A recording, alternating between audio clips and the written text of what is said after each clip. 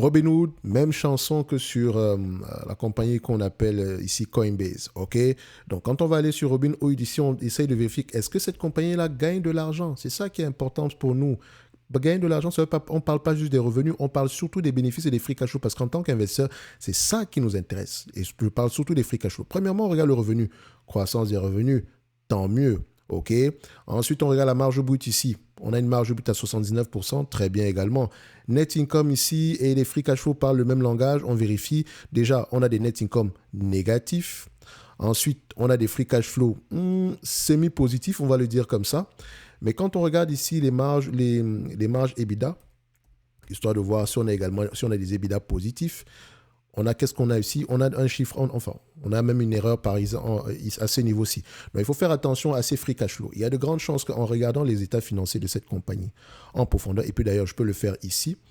Si je cherche ici stock-based compensation, cash flow, qu'est-ce que j'obtiens?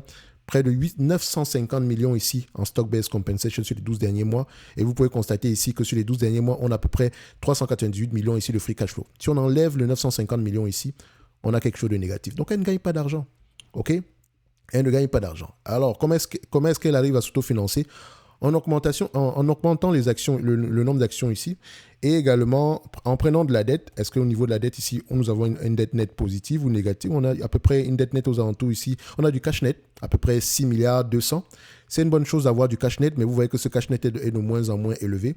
Au plus bas, au plus haut ici, on était à 8 milliards 300. Et là, on se retrouve à près de 6 milliards 200. Donc, on a consommé près de 2 milliards 100 à l'espace d'un an à peu près. OK? Donc, rien n'exclut que ça continue à diminuer.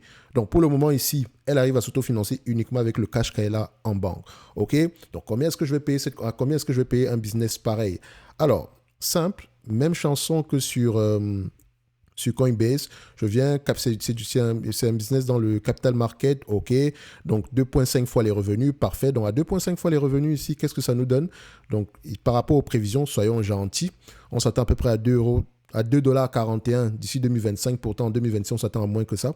Mettons 2,41 $, exagérons un tout petit peu, 2,41 $, multiplié par 2,4 fois les revenus.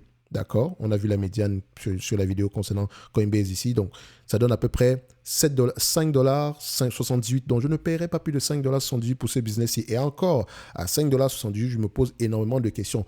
Pour le moment, il y a également du cash net dans cette compagnie-ci. Donc, vous pouvez également additionner ce chiffre-là avec le cash. Mais rappelez-vous qu'elle ne s'autofinance pas. Donc, elle aura tendance à consommer totalement ce cash-là tant qu'elle ne s'autofinance pas. Donc, en date d'aujourd'hui, pour moi, au pire des offres, c'est une compagnie qui n'est pas intéressante à avoir en portefeuille. En watchlist, je pense même pas. OK, peut-être de loin ici, mais voilà, je pense qu'il y a de meilleures opportunités sur le marché. Ce n'est que mon point de vue et non un conseil d'investissement. Je me réserve toujours le droit de me tromper. En lien dans la description de la vidéo, vous avez accès ici aux notes d'analyse où je lis légèrement, je vous donne des avis qualitativement sur les entreprises qui, moi, me semblent sous-évaluées. Donc, je lis les rapports financiers, j'écoute des conférences call.